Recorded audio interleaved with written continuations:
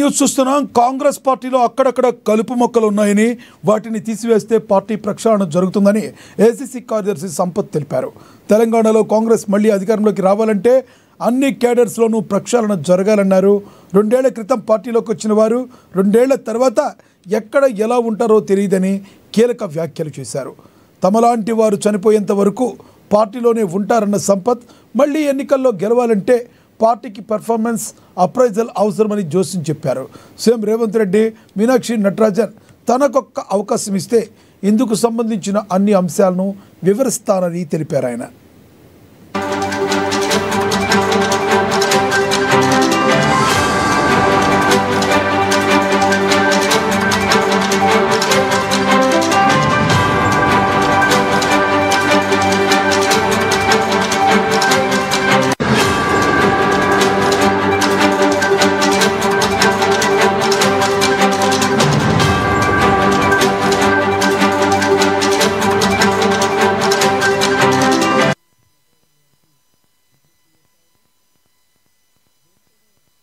ఆయా స్థాయిల్లో ఉన్నటువంటి వాళ్ళు ఆయా స్థాయిల్లో ఈ 2 సంవత్సరాల్లో నియమింపబడినటువంటి వాళ్ళందరి మీద పర్ఫార్మెన్స్ అప్రైజల్ చేసి వారి బాధ్యతల నిర్వహణలో ఎంతవరకు సమర్థవంతంగా ఉన్నారో ఆలోచన చేసి మరొకసారి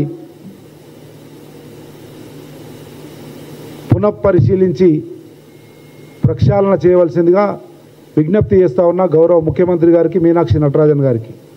అప్పుడప్పుడు అక్కడక్కడ నా వరకైతే 2 సంవత్సరాలు మంచిగా పంట చేతికి వస్తూ ఉంది, అక్కడక్కడ కలుపు మొక్కలు కనబడతా ఉన్నాయి.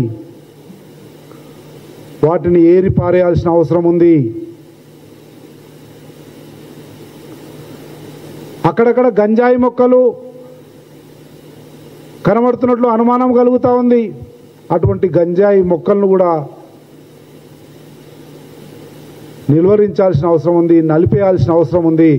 అప్పుడే పచ్చటి పాడి పంటగా కాంగ్రెస్ పార్టీ కూడా పచ్చగా రేపు రాబోయే ఎన్నికలకు సంసిద్ధమై మళ్ళొకసారి ప్రజాపాలన కొనసాగాలంటే ఇదే అదనుగా, ఇదే మంచి అవకాశంగా, ఈ ఉన్న మంచి వాతావరణాన్ని అదనుగా చేసుకొని